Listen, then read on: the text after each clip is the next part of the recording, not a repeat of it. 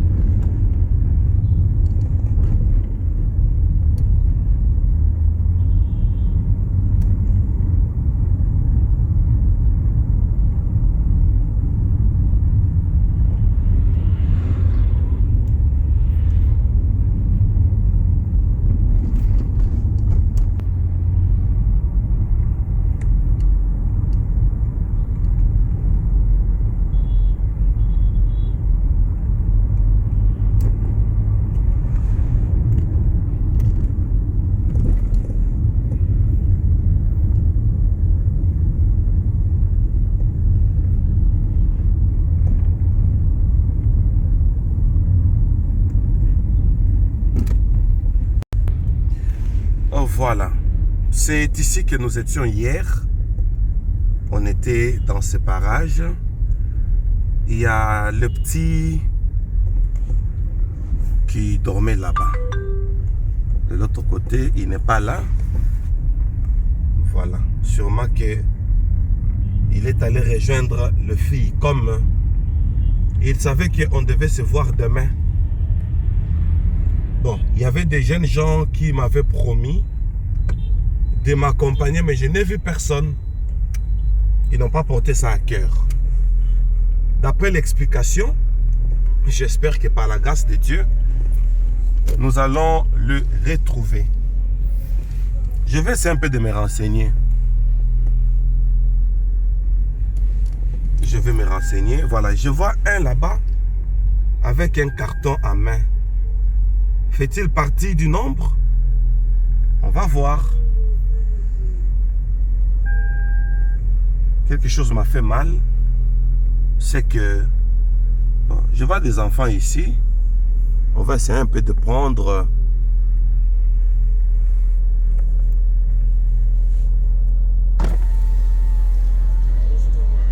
bonjour, ça va? Ça va, papa. Comment on a? Exaucé, papa. Hein? Exaucé. Exaucé. Tu es en train de demander comment il s'appelle. Bino Bolaliawa. Et de l'amour qui a suivi, papa. Ils disent qu'ils viennent à peine de se réveiller. Bolalawana? Bolalawana? Ils disent qu'ils dorment là. Boza, combien de personnes wana?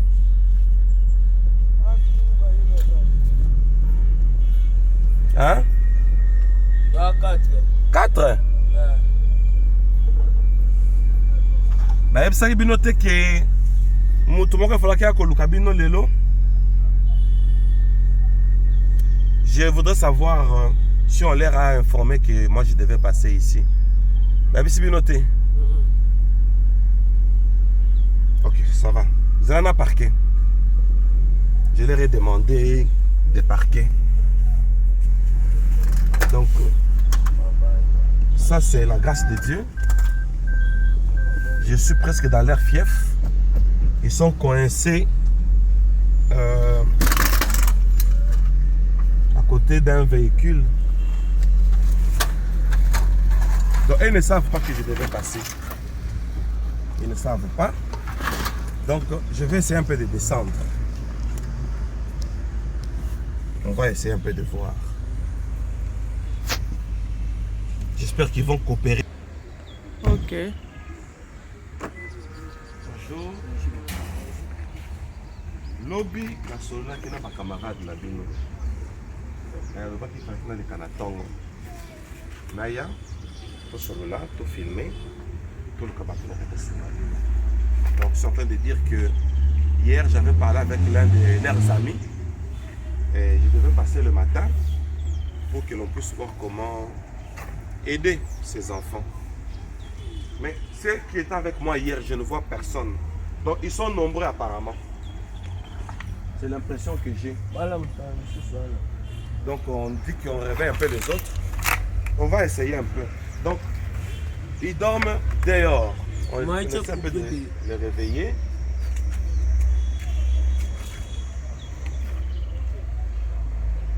Donc là-bas, il y a 2 personnes. Il y a une image apparemment que je reconnais. Non. Donc 2 personnes bazar. Ah, il s'appelle Dieu.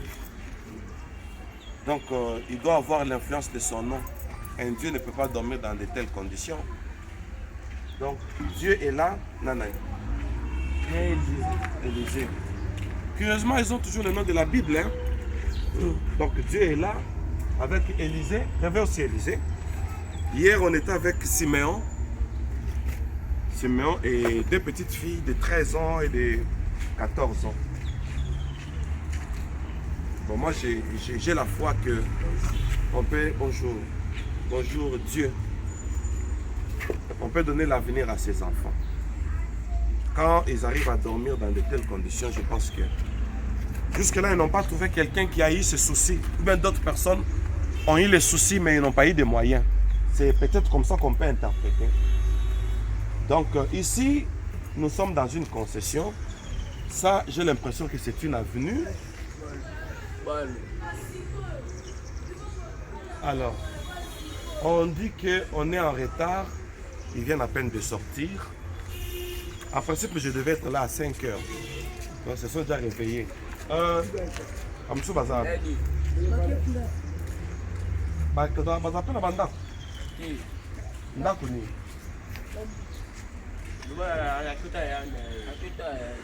Donc, on dit que les autres sont allés voir leurs membres de famille.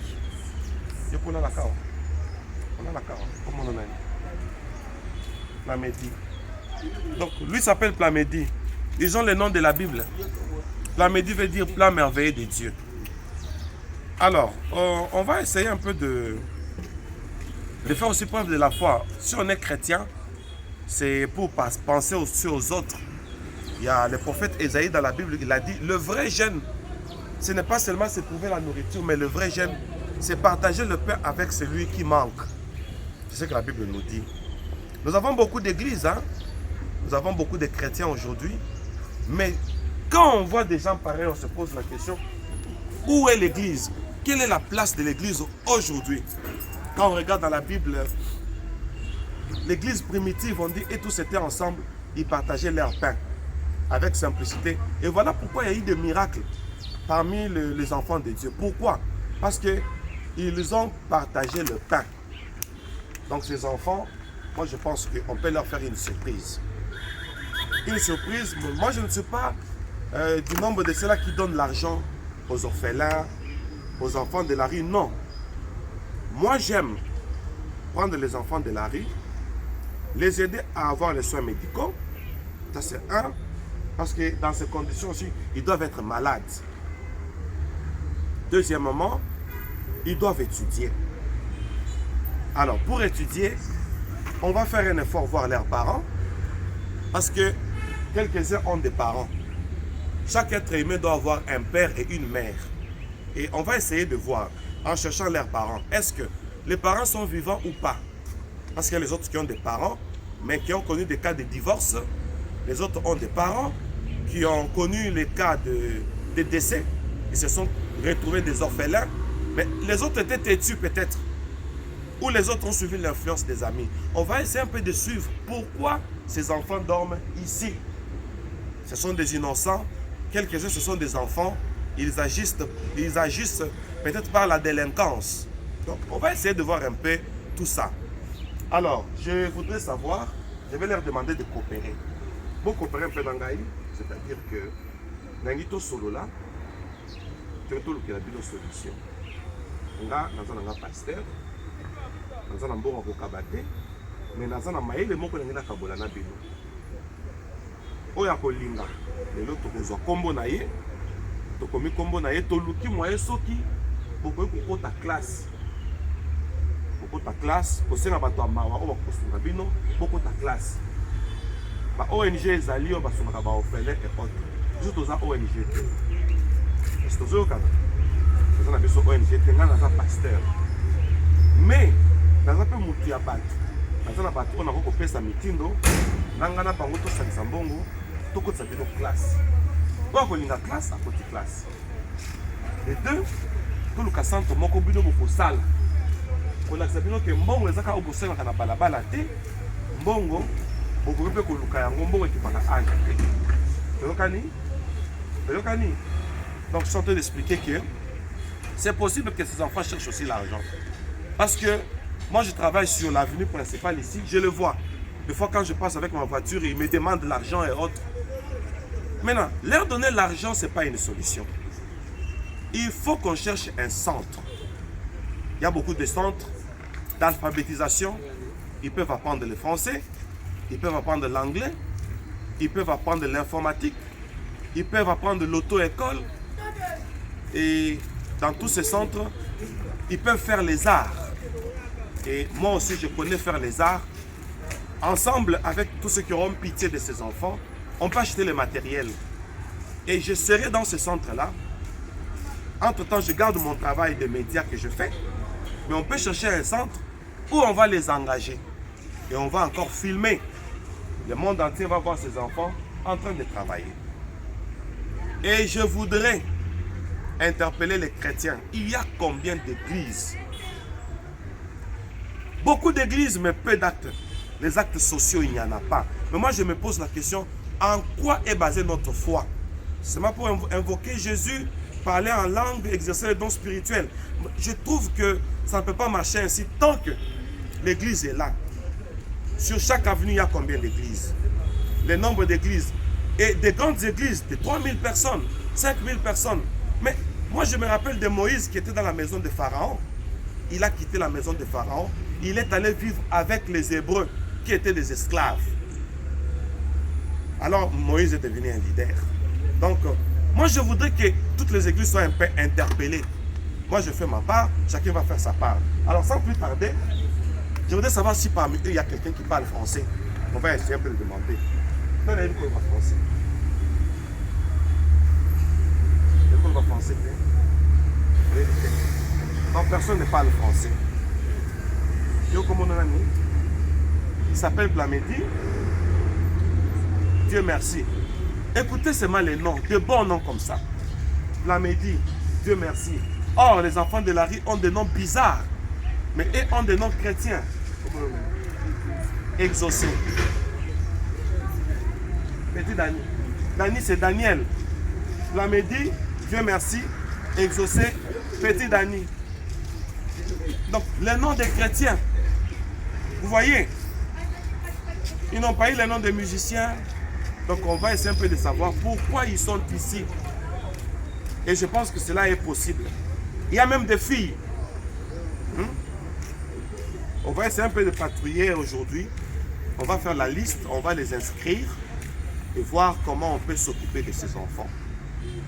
Moi, j'ai... Il y a aussi celui qui s'approche là-bas, c'est bon. On dit qu'il y a quelqu'un qui s'approche, on peut le prendre aussi. Les petits.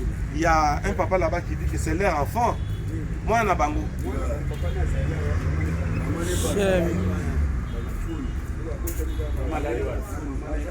Seigneur. Mutumoko aya. Boya. Omoni nzamba opambola biso na musala to sala. On a un témoignage avant de parler de cet enfant. Moi, je vais interpréter ce que ce papa va dire. Papa, comment on a dit? Papa Jean-Marc. Papa Jean-Marc. Mokilo Mazo Landayo.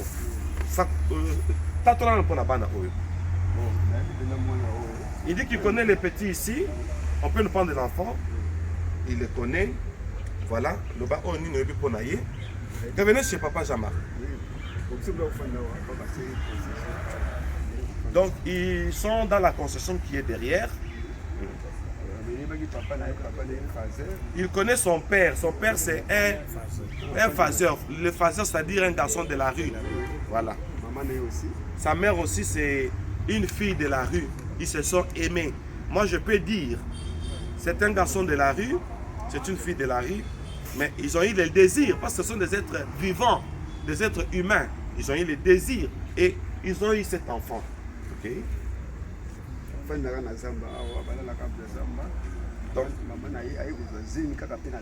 Donc sa mère a eu cet enfant dans la rue et l'enfant est né dans la rue. Mon oncle a âge. 6 ans. Nous avons les enfants de 6 ans. Prenez-moi cet enfant. Maintenant là il est 6 heures, 7 heures pratiquement. À 7 heures du matin, il y a maintenant là les enfants qui sont en train de partir dans les restaurants, qui vont manger les hamburgers, les shawarma, qui vont prendre le pain de mie, le pain au lait, ils vont prendre des charcuteries. Ce matin, il y aura les enfants qui vont prendre les omelettes, mais ces enfants sont ici. À un moment, je me pose la question. Qu'est-ce que on a fait pour mériter ça? Moi, je pense qu'on ne mérite pas ça. On n'a pas mérité. Ces enfants n'ont pas mérité ça. C'est peut-être quelque chose d'organisation. Si on s'organise, ces enfants ne seront pas ce qu'ils sont aujourd'hui. Je vais essayer un peu de parler aux petits garçons. Essayer un peu de savoir s'ils parlent. Yaka. Bonjour. Comment on a dit? Comment on a dit? Petit Chansard. Petit?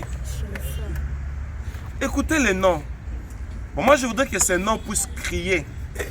Donc, ils sont vraiment un petit Chansard. Moi, je voudrais que dans moins d'un mois, que cet enfant et ses parents trouvent une maison, qu'ils trouvent une place, qu'ils trouvent un travail. Que les parents étudient, que cet enfant étudie, que les parents travaillent. Vous en imaginez. Vous avez âge nayo. Vous avez mboula nayo. Vous avez mboula boni. Il ne connaît pas son âge, mais d'après le témoignage, je dis qu'il doit avoir 6 ans. J'appelle les chrétiens du monde entier. Vous savez, cette histoire, pour moi j'ai besoin de chrétiens. Parce que si on demande aux gens qui peuvent aider, et beaucoup pensent que, bon, quand on aide les enfants de la rue, on va créer une ONG. Non, moi j'interpelle les chrétiens. Qu'est-ce que la Bible nous dit pour ceux qui sont dans la rue? Des enfants pareils. Il est né, qu'est-ce qu'il a fait pour mériter d'être dans la rue? Je pense rien. Voilà, tous les chrétiens et moi, nous allons nous tenir main dans la main. Tout chrétien qui travaille, comme moi, parce que je serai le premier à le faire. Je voudrais que dans moins d'un mois, que ces enfants quittent ici. Je pense qu'on ne sera pas capable de prendre en charge tous les enfants de la rue. Mais eux, ça sera leur chance. Pour qu'ils sachent aussi que la vie a des surprises. Pour qu'on sache aussi que la vie, ce n'est pas lié seulement aux parents. On peut ne pas avoir les parents et gagner la vie avec Jésus. C'est ça mon objectif. Je vais commencer par une inscription rapide. Je vais prendre ma tablette ou je vais prendre leur nom. Je vais leur fixer rendez-vous pour que le plus tôt possible, qu'on puisse voir ce qu'on peut faire afin de donner l'avenir à ces enfants. Parce qu'il y a quelques-uns qui vont obtempérer pour venir et suivre une formation. Quelques-uns vont aimer la rue. Pour ceux qui vont aimer la rue, là, ça n'engagera qu'eux-mêmes. S'il faut moi que je sacrifie mon salaire de 3 mois, je vais le faire. Ah oui. Je vais prendre juste ma tablette pour les inscrire.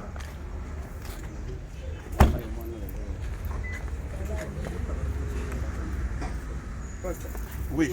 La maman de cet enfant, Oui. il serait quelque part ici. Madame, prenez un peu le témoignage. On nous dit que... La Oui. maman de cet enfant ici, Oui. serait quelque part ici. C'est mieux comme on demande si on peut réveiller la maman de cet enfant.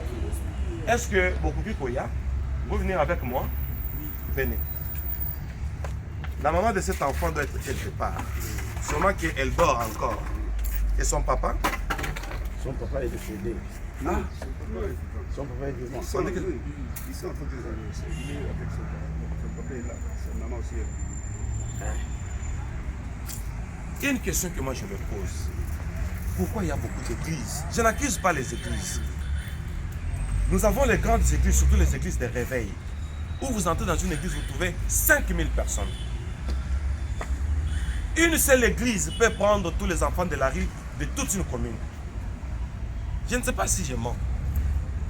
Mais ça, c'est un scandale. Pourquoi partons-nous dans les églises? C'est pour la prospérité. Bon, on prospère pour faire quoi?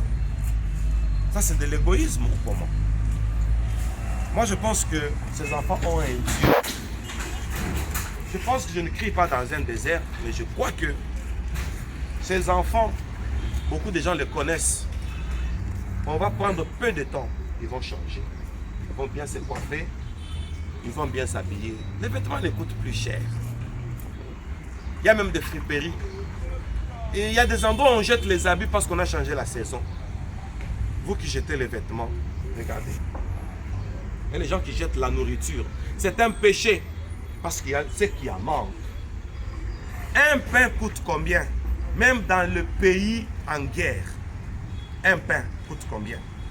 C'est comme dans mon pays, ici un pain coûte déjà à partir de 200 francs. 200 francs, on a une baguette. Donc, 200 francs, 2, 4, 6, 8, 10, 12, 14. 1400 francs, c'est moins d'$1. Ces enfants peuvent déjeuner. Moi, je voudrais que l'on ne reste pas seulement les chrétiens de l'église, non, qu'on reste les chrétiens pratiquants.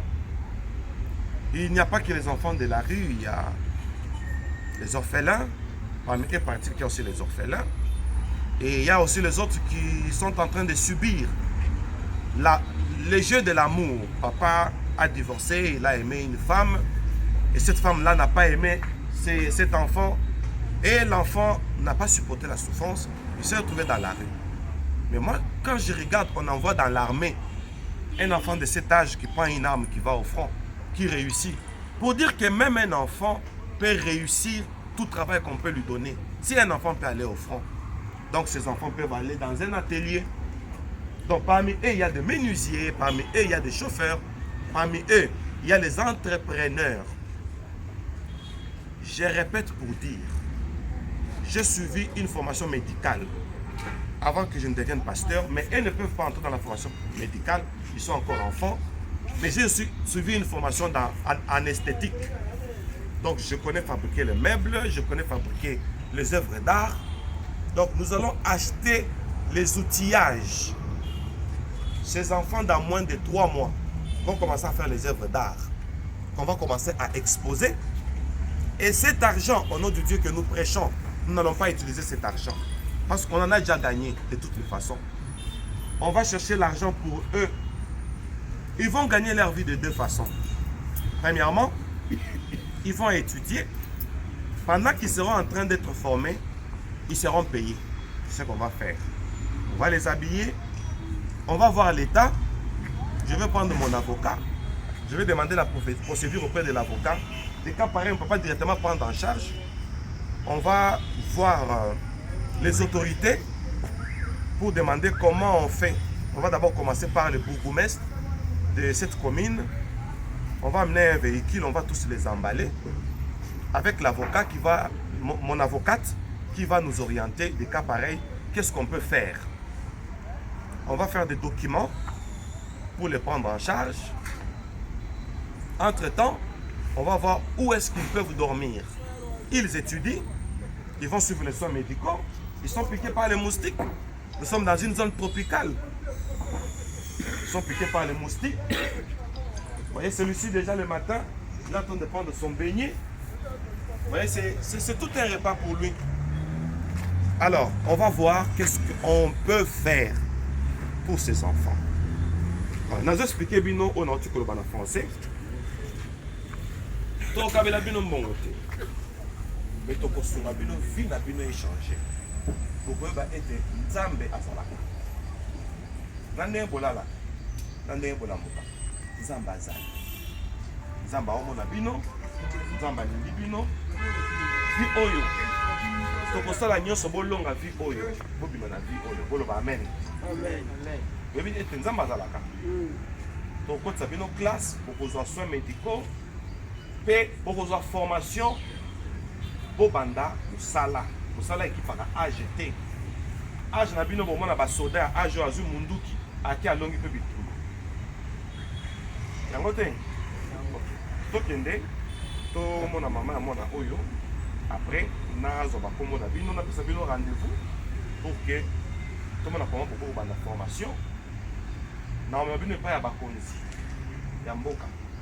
Hein? Bakonzi ya mboka. Na pesa bango biso toza ba Kristo oyo. Toza na posa wana ya kosunga bato oyo bazangi lisungi kosunga bino nga na moni tanke toza ba Christ ebele eza pe grave te, c'est possible. Amen, hein? Amen. Okay. Moi je peux dire que le temps de leur ces enfants a sonné. La vie est faite de surprises. Moi j'ai la foi. Souvent on prêche la foi, la foi, la foi. La foi c'est quoi? La foi c'est changer la vie de ses enfants. La foi c'est donner l'avenir à ses enfants. Et on doit aussi faire l'honneur des enfants de Dieu, l'honneur des chrétiens. Voilà. S'il y a quelqu'un qui peut m'accompagner, Tokende, merci beaucoup. Koya.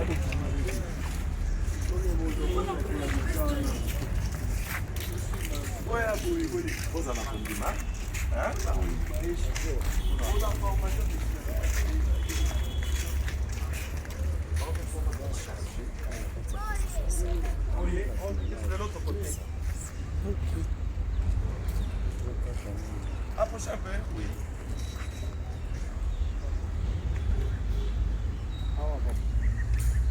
On vient d'avoir une instruction, on dit que c'est une concession, on ne peut pas filmer. Donc, la caméra va rester ici. Moi, je pars chercher la mère de cet enfant-là. Voilà, il y a des volontaires, il y a un bien-aimé qui est là. Il est en train de passer. Il a eu à cœur. Donc, il va m'accompagner. On va aller avec lui. Papa aussi a eu à cœur cette affaire de ses enfants. Donc, on va aller chercher. La caméra va rester. On va loin.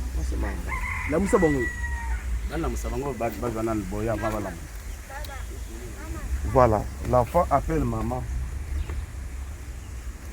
Oh mon Dieu. Oh mon Dieu. Bonjour. On va passer un ensemble et on va faire. Ok? La prochaine qui n'a pas bino tango bolali nani. Pour makambo tokola sabatu ba keza makambo solo. Il avait fallu qu'on puisse filmer. Parfois on peut penser qu'on est en train de réfléchir, de créer. Nous on ne peut pas accepter que les gens dorment dans ces conditions. On ne peut pas accepter. Il y a les autres qui dorment encore. Donc elle c'est la maman de Petit Chansard. Papa maman voilà. Papa Zawana. On dit que son père aussi est là. Au bandeko nabino? Oza bandeko. Est-ce que tu as maman mouké pour sur la libanda? Papa. Sabino pourquoi on a awa naza nani? Pour que nous tous songa bino. Nzamba nzamba bitamo. On dit qu'il ne faut pas les réveiller brutalement. Malembe, hein? Allez, bandeko bote le maboya. Toye pour la songa bino. Ok, boya, bon andangai. Comment il y a mobile Nani? Ah, donc Chansard. Petit Chansard est aillé, hein? Ok. Papa Chansard, il y a qu'à biso tout dans la scène Nzambe. Je comprends ça bino plan moko auto to sunga bino. Oh beaucoup vivre pe bikamwa ezalaka. Je suis en train de leur dire que le miracle existe. Dieu est capable de changer leur vie et leur donner de l'avenir. Papa Chansard, Yaka, tout sur la Libanda parce que Abangi ko filmé té. Bina bino eko changer. Est-ce que le amen biso nyoso? Amen. Amen. Onzamba zali. Amen. Boya na se présenter. Pona ba oyo ba yebinga te. Comment on face à mon shop? Restaurant moi c'est que konga mi wana. Hein? Oui, bien restaurant wana en face à mon shop. Extra food. Déjà la minga boy. Grande mokolo restaurant wana. Hein? Donc na mo payate. Boya to solo là. De deux, naza pasteur. Ministère nangeza musika te ezapeka pembeni awa. Tolobi ete ba Kristo baza ebele ba église va ebele ba église minene. Tant que église ezali bino bokola na ba condition oyo te. Amen. Amen. To semble la pona ni. Pour une église.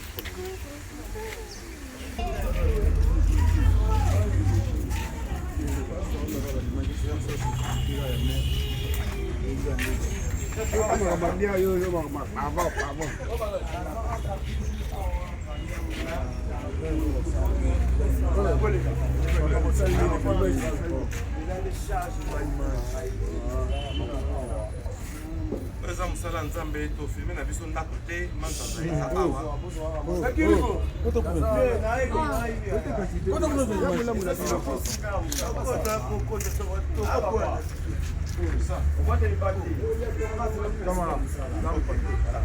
Approchez un peu.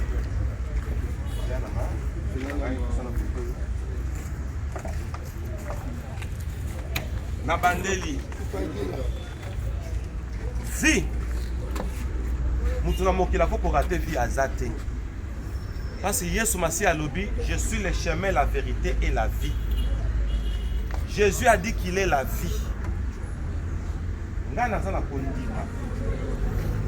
Bandi mignon so mokilo bazo landangai. Natuni. Tous les chrétiens du monde, je pose la question. Une seule église peut avoir 5000 personnes. Que font ces 5000 personnes pendant qu'on voit des gens pareils? Nous dormons dans les climatiseurs, dans des moustiquaires. Vous avez vu les conditions dans lesquelles ils dorment. Nous voulons que ceux qui doivent étudier, étudient. Ceux qui doivent travailler, travaillent. Ceux qui doivent avoir les soins médicaux et les soins médicaux. C'est possible.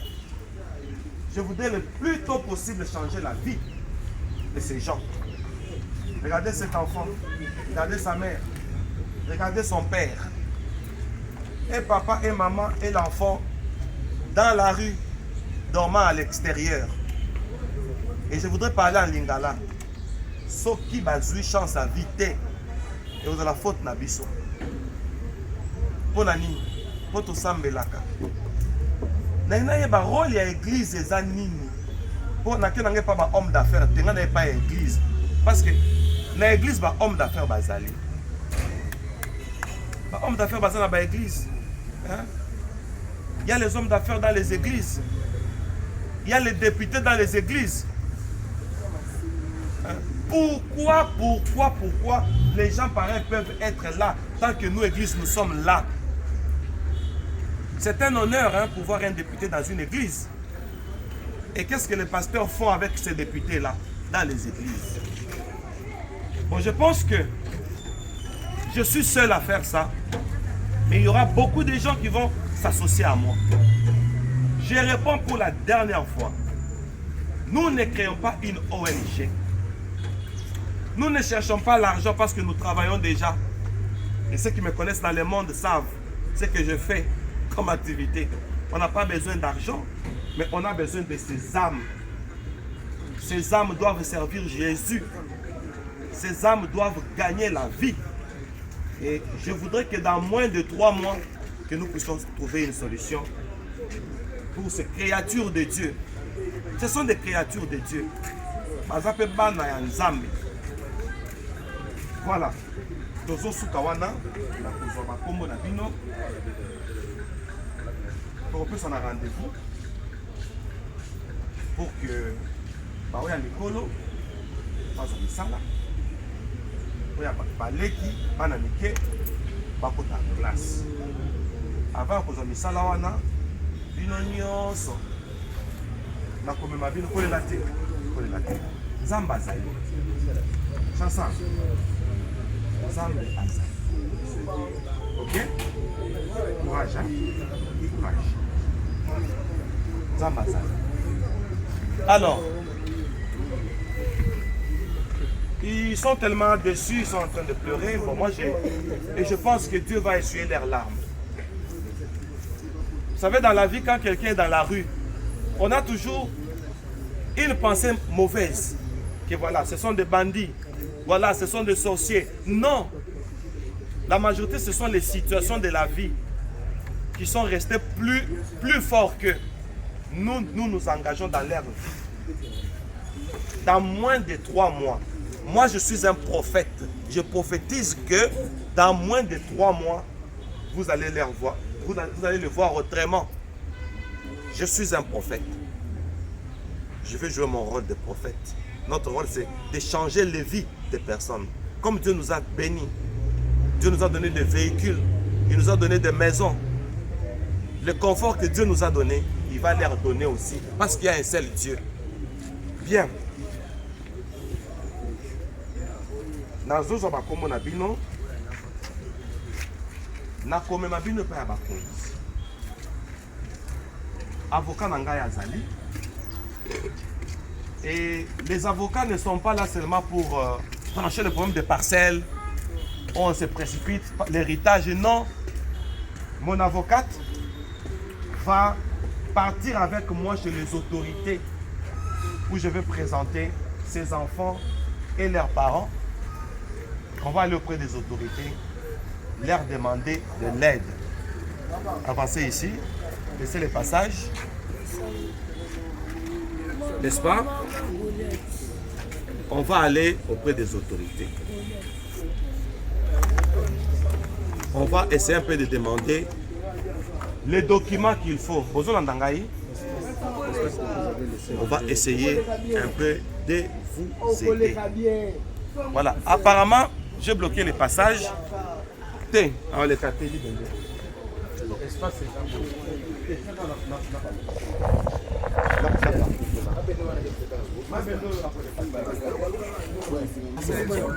Ok. Et là qu'on a sala, yo pe okoki ko sala. Idée naza nango beaucoup pour expliquer ma pasteur mosusu. Idée nanga eza boy. Nazo zwaka na tongo awa, toyoka nano avocate nangai, maître Christelle. Tozo kende na commune. Tosole na bourgmestre. Tosengi. Bango nyonso ndenge baza boye, bapesa biso autorisation. Toluka centre moko, eloka liboso bazwa soins médicaux. Po baza bato. Basali nini po ba mériter vie oyo. Souvent biso soki tomoni kaka bato boye, tozaka na kana ede mabe. Bandoki, bakuluna, miyibi. De deux, tant bakozwa soins médicaux. Tolanda nanu. Nazo senga na ba Kristo ya mokili mobimba. Naza musala na nzambe na travailler na média. Madame Nangai, au restaurant, au moment où en face à mon shop. Le restaurant moko c'est que fungwami un extra food. Hein? Présent minda boy. Il y a biso. Les restaurants à madame yenda zo filmer. Tous on a besoin en bon côté. Pour ça na salaka na gagner kana mbongo na ngai. Madame a gagné déjà mbongo na ye. Tous on a souci pour créer ONGT. Tous on a souci pour sunga milimo parce que nzambe na bango azali. Tozosala boye. Tozosala mikanda mpona bango. Mokili mobima bazolanda ngai. Media nga nasalaka ezalaka na YouTube. Bato balandaka nga bazali 8 millions na YouTube. Nazali na 50 000 abonnés. Soki na ebisi ba abonné na ngai. Soki okoti YouTube comment messianique vidéo. Messianique vidéo. Au mona kombo ya berger Moïse ezangai. Nzamba salanga ngolu namona ba ange. Namona kolo Yesu Masia, namona ange Gabriel, namona ange Michael. Natamboli na témoignage na bamboke belé. Toza awa na kin, ça fait 2 ans. Oto uti mboka mundele. Otamboli mingi na madame. Après na lali, faut même savoir nos vérités. Na loti voiture nanga oyo, na memi bana oyo. Ça fait 2 jours. Et tungi singai. Na ndoto bazoye bisangai. Mutuka oyo oza nango wana. Mema batu oyo bazanga elikia pesa bango elikia. Na sutuka boye tozaki ba 3h04 du matin. Na la musi madame to sambeli. Na bitango na lekaka na mona ka bano basenga senga ngambongo mingi pe ba yebi ngai. Na restaurant wana eza ba vitre hein. Na poko en tout cas na lelaki. Na lelaki. Tellement que ça peut restaurant à sika ezo attirer bato nyonso. Na moni bana oyo baye bazo tala ndenge bato bazo lia. Biso toza plus na poésie na mindele. Bato bazo lia ba shawarma, bazo lia ba hamburger, bazo lia ba tacos, boyebi tacos. Ah, tacos non. Boyebi tacos. Eza comment vous? Eza lokola shawarma.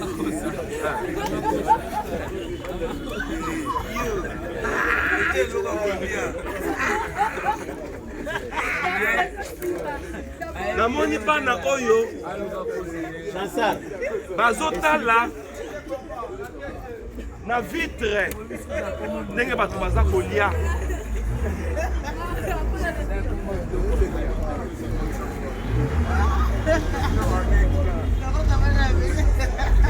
Est-ce que bozo yoka? Bana batelemi na vitre. Bato bazolia. Bato bazolia eza po baza na munoko to po baza na mbongo. Hein? Po baza na possibilité. Donc bango pe baza na droit wana. Bon. Balobi ete bakozonga na bango. Oya kozonga etali. Bango ka bazonga papa. Bazonga papa. Papa muta loka biso yo aswani sasuli pa biloko olia ye. Papa biloko olia papa. Ngala mona ka biloko olia ye. Oui, ça qui alors sur moi so pona. On dit que papa papa yo mo se comprendre mona ka oui on va jalo tu na bundana bango. Jalo. Ni pa biloko olia papa, ni pa biloko olia. Il y a quelqu'un qui dit qu'on leur donne la nourriture, mais ils rentrent toujours ici. Ce sont des personnes qu'on a aidées.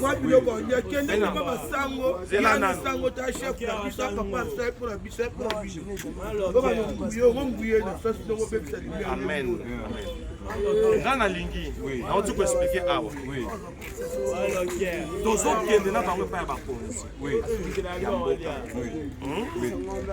Et na mboka na biso oyo, ça fait la place. Donc expliquer la madame a fait la place na mboka biso. Omoni soki ozi bakonzi. Ko sepela kaka yo na bana na bandeko na yo. Sepela na babola. kanisa babola yoka nanu biso toye na ide mosusu toye na ide mpo tokabela bango toye na ide tomema bango epa bakonzi tosalisa mikanda naza na avocate na ngai après tomema bango bazwa nanu soin médicaux so bazwi soin médicaux toluki bacondition oyo bakokolala bien tosilisi totali age na bango oyo akota classe akoti classe omoni oyo akokima classe amibebiseli fi ye moko omoni mais entre temps bazokende classe entre temps tozoliesa bango entre temps tozofuta bango est-ce moto akokokima lisungi ya boye nasilisi te entre temps bazoyekola na classe entre temps nga nazoluka art mpo nasala esthétique oyo biso tosalezaka ya pédicure na manicure te nayebi kosala baœuvre d'art na kosomba bamateriel bakristo mokili bazolanda ngai balandaka ngai epai ya 8 millions ya bato naza na baabone na YouTube 50 000 soki nayebisi abone moko kaka pesa nga $1 tozwa combien na demande moko please te esime naza na 50 000 abone naolakisa bino ka sikoyo 50 000 abone nasengi bango $1 mpona bango tozala na combien 50 000 déjà 50 000 $. Et je profite pour dire à mes abonnés, si chacun donne $1, tu vas gagner 50 000 $. Va gagner vite. Avec $1, on peut négliger. $1, on peut somba cigarette. Yami balé. Nazo condamné, mais à remarque. Na venu moko toujours dans l'église boni. 5, 6, peut-être 7. Au comment l'église moko 2000 personnes. Ngai na ko sepelate ba église zo bota lokola mayebo mais makambo bien ezali. Église ya Yambo na Nouveau Testament ezali tango ya apôtre Paul. Balobi batikaka bandako na bango. Ngape na tiki ndako na ngana kati pongi. Na okende musala na retard, madame pas okende musala na retard. Parce que on s'est dit église tango kala ba vanda place moko bateka mapango. Tu faut teka mutuka auto koteka. Batu ya mayele balobaki soko pesinga mbisi na lie na ko kanzala. Mais soko la kisinga lo lenga ko loba na ko kalisusu nzala te. Nde stratégie na komema bango. J'espère que tu sais comprendre. Oui, akokima. Mais muto akokima musala exact parce que aux autres travailleurs tout temps bazo futa yo. Ah, soki muto akimi c'est que balokaye. Alors, ngana kosenga tant que komona bato aboye. Tous akaka na idée mabete et cause ape bitumba ya vie na bango. Ko so babunisi bango balongi bango. Soki pe baloki bango balongi bango. Biso siko photo longola bango na nanabi minyololo. Nanabi minyololo. Minyololo les années. Basinga. Qu'on appelle le lien. Toko bundela bango bitumba. OK? Nous ne sommes pas comme les gens qui viennent. Azuba mage baké baké libela. Est-ce que ba pasteur peut passer koluka bino? Oui.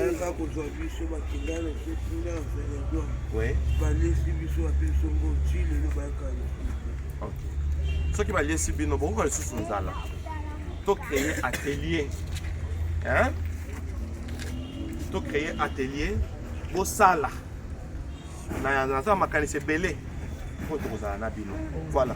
Et le tout souple. Oui. Merci. La ningi opesi na tonga le ne to kutani.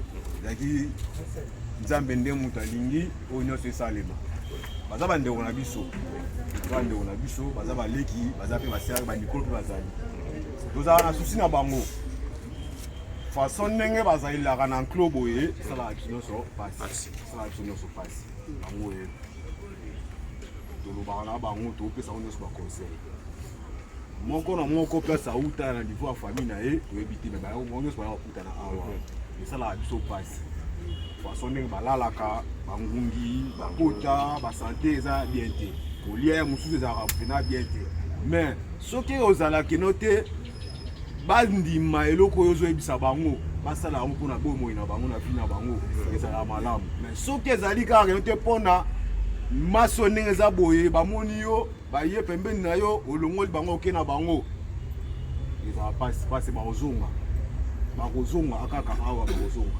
Ok. On va d'abord écouter. Ce sont les avis. Je vais expliquer vision Toré Nango Awa. Comprendre. Basango peut-être bayaka na loso na babiloko bapesi bango bale basinga wana. Mais yé vision na yé alingi ake na bango a commencer par kosenga na bango. Nazo même avocat na bango. Ba oyo bakokoka kotanga batangi oyo bakopesa pe misala bapesi bango mwana ndenge wana bapesi nga musala bazofuta nga mbongo pour que vie na ngai bonga soki vraiment na kimi c'est que na milingi te même ngai bongo. C'est ça. Voilà vision ya passer place. Papa comprendre. On comprendre tozali awa tolinga nde bakende penza nde bakende kosala makambo mais bazonga nde awa te parce que soki bakei bazongi lisusu en tout cas esala biso pasi sote pa yo pe tokobenga yo pe pasa alo pasa tala bato wana bazongi lisusu. Ok. Dans moins de 3 mois donc tout le bagage avant fin il y a année au pasteur à lobby vie na bango et vous allez échanger à ta mois moké. Voilà. Et éco changer. Ça bon on va changer. Ça bon. Au moment na Bible Joseph azalaki na prison achangeaki na jour moko akepe pembeni na mokonzi. Ozomona na jour moko nga na lobaka vie mutu te alobaki nonga na raté vie toloba yango te pona nini Yesu alobi je suis le chemin la vérité et la vie soki vie eza Yesu anzambe amokeli tant que Yesu azali mutu akoko raté vie azate de deux na osuka wana eza nde problème ya mayele. C'est pas ma yé. On a expliqué yo musala nga na sala. Et na kutuna ba témoigner sur baza awa. Est-ce que ça magie? Musala nga na sala ka. To juger nanu. Na se retrouver na Cape Town. OK? Nathalie Mundele. Boza na restaurant Mundele azaka na ordinateur. Boza na avion Mundele ya otanga livre. On remarque le quoi naté. Et ça va recherche bango basala. Ngana lobi mais pourquoi kaka Mundele? Pourquoi kaka Mundele? Ato bana lingala, ata Mundele atalinga ko comprendre l'autre côté. Na bandi ko étudier Mundele. Là je dois vous dire la vérité. Na bandi ko étudier Mundele. Mundele sala kanini? O comment na Mundele azana? To kana nous parce que ko aider yo pe. To kana. O comment na Mundele biso to kanisaka ke musala ezali bureau au matin na ascenseur au matin na soza comme mais au mona Mundele azana ndako azo sala loko grave te mais azana mituka aliaka bien a voyageaka na misali camarade à Mundele ozoyoka na misali camarade ya Mundele na luki quartier oyo mutu mundo azate nazwi ndako bao bakenda Afrique du Sud ou bien bao Hollande biso nazofuta 12 000 rand car na vana na Mundele na yekoli mayele 12 000 rand des valeur neti ya 850 à 900 dollars. Deux chambres mais 900 dollars nandima qui dépense wa na yeba Mundele gagna ka vindenge ni biso to souffrir mingi tout ça l'effort et Mundele ça la effort mais on gagner vie oui na eko découvrir le comment on na kabola na bandeko baza awa na bandeko na biso pe baza awa Mundele pour gagner vie aboyi dépendance nde seke na découvrir ya liboso aboyi nini dépendance eza nini dépendance ezali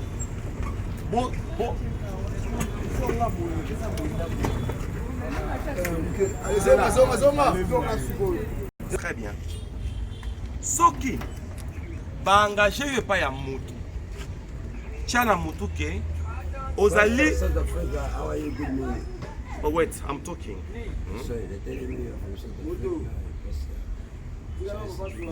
wait I'm talking if you want to talk with me let me down first okay okay let me down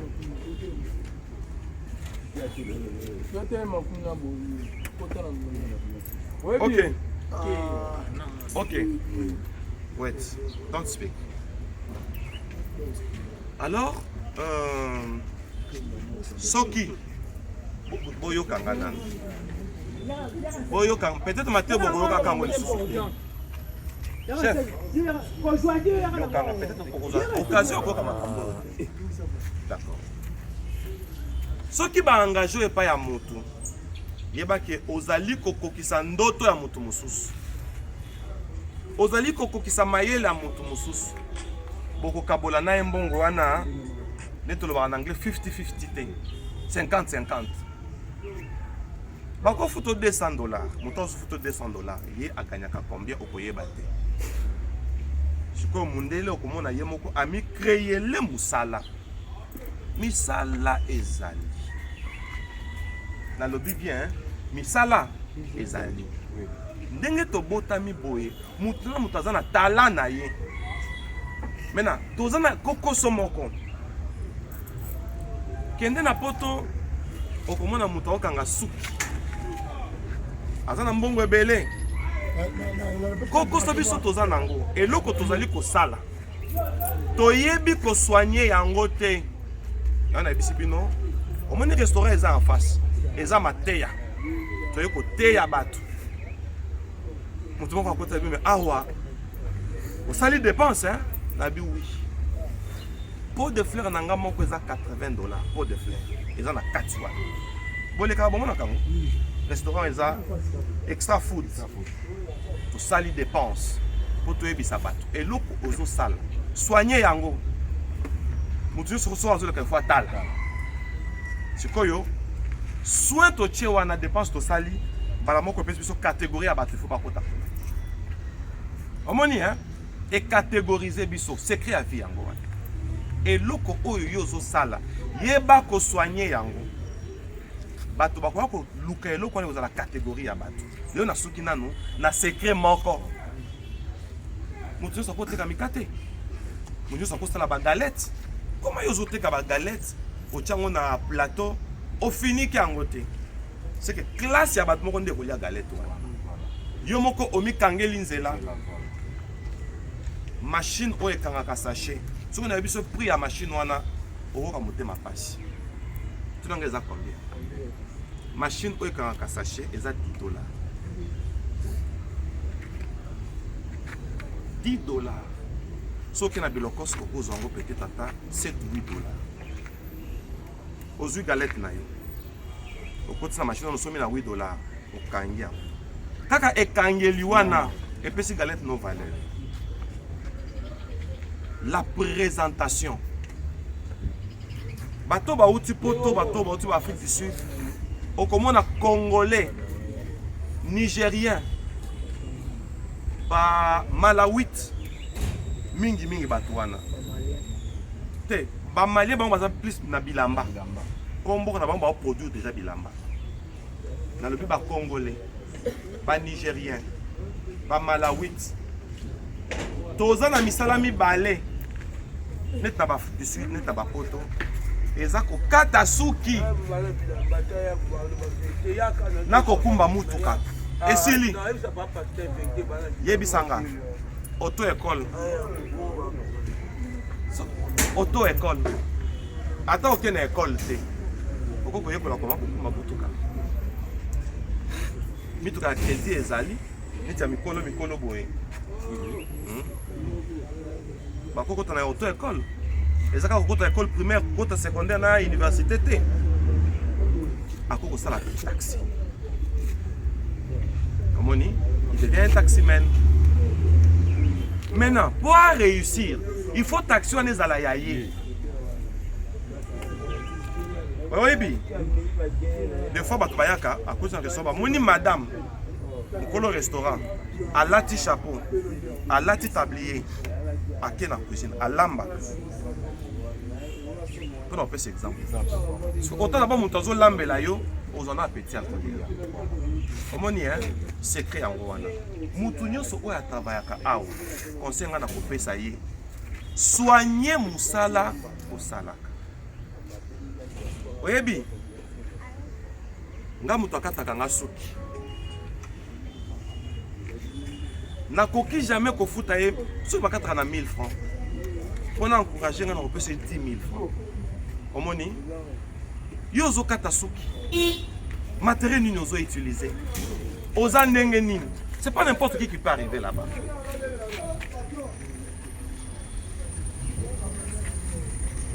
Toza na bana vernis hein moi na vernis est-ce que ebi ke musala wana bato bakotelaka ngo classe pédicure na manicure osali mutu apesa $5 sikoyo yo oza mwana vernis suki salite mandefu salite makolo salite lipapa salite c'est que bakosala bakoyepa na ye na catégorie ya bato mais soko osali kaka maison neti bango neti ya basi boye bakosala manzaka mais dans une maison vitrée climatisée esili massage oyo kaka massage eza nango mpe grave ozwaka mutu obeteka na mokongo boye opakoli ye vix mais soki osala yango place bien mutu okobeta mokongo wana akolala na mbetu nini ozomona omona eloko eza nango simple mais oganyela yango vie mutu nyonso osalaka misala maboko yeba kosoigne eloko osalaka secret yango wana misala eza ebele okoluka mosala na $100 osali soigne tuku na suki wana mpona lelo merci pasa bango wana zala na bango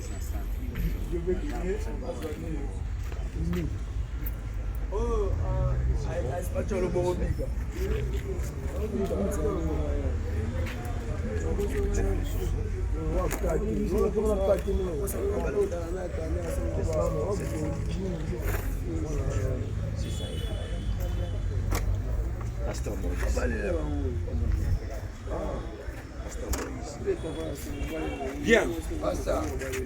Hungry, but I need something to eat, man. I told you. Bien. Pona lelo. Ozali 2, 4, 6, 8, 10, 12, 13. Muto abakisa mati.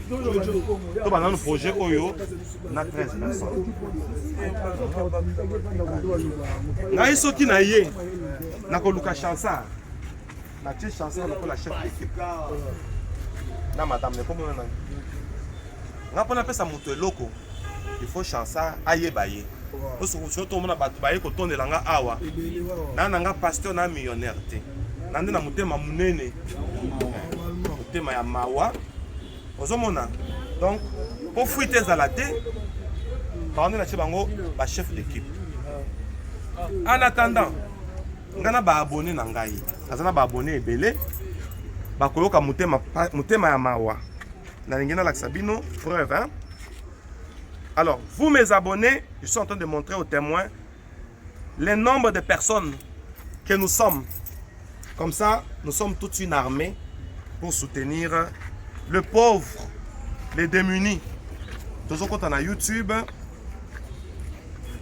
beaucoup de monde combo ya compte na YouTube Messianique vidéo.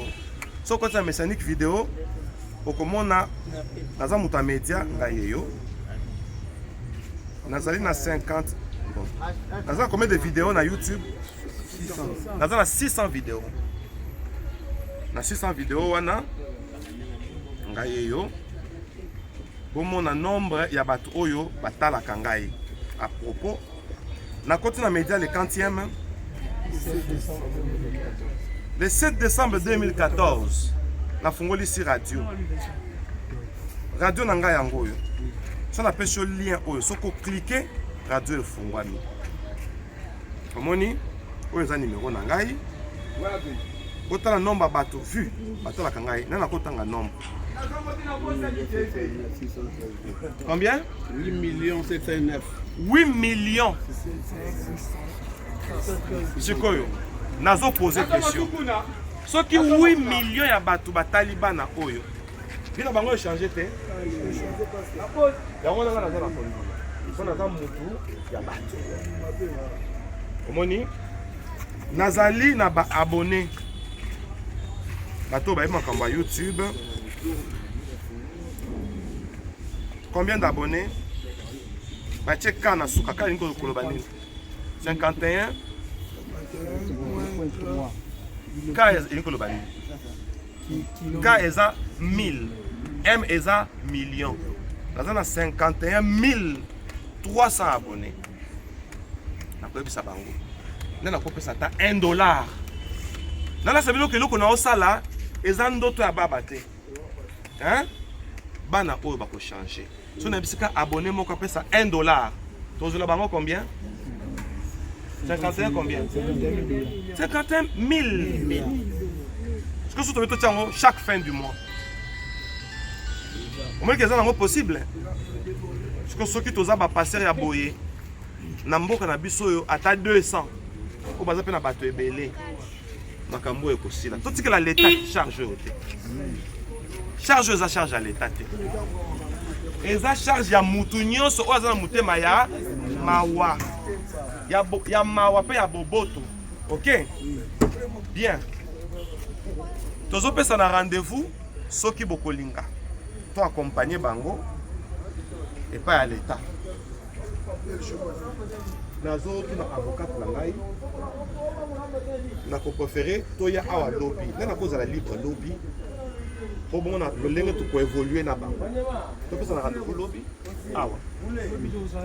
Lobby za journée. Très bien. Lobby na 10 heures. Tokutana kaka awa. Hein? Na bango.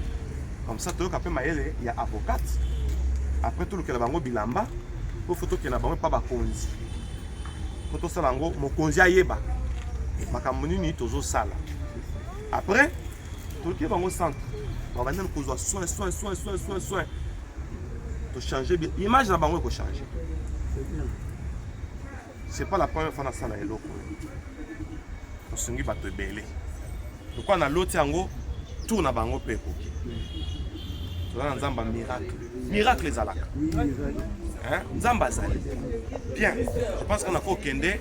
Na autre compte boza 13, OK? Pose langa awa. Dans le bi Ozali 13. Chef il y a équipe Azali. Voilà. Chansard. Dans 3 minutes, nazoya boza la kaka awa. Moi mukie ngana kozala nango na bana kopesa bino. Ça fait 14. Lobby n'a coûté na 3. Ça va faire comme 17. OK? T'es tout souka nanu awa. La sala eloko chance na bango. Eloko moko pour une quinzaine de personnes pour te réussir. Ceux qui t'ont réussir, allez, to look équipe mususu. Hein? Tout ça la bonne. Bon, je l'ai dans 3-4 minutes na zoya. Tout le comment déjeuner, hein? OK? Parce qu'il faut que le matin, ça, il a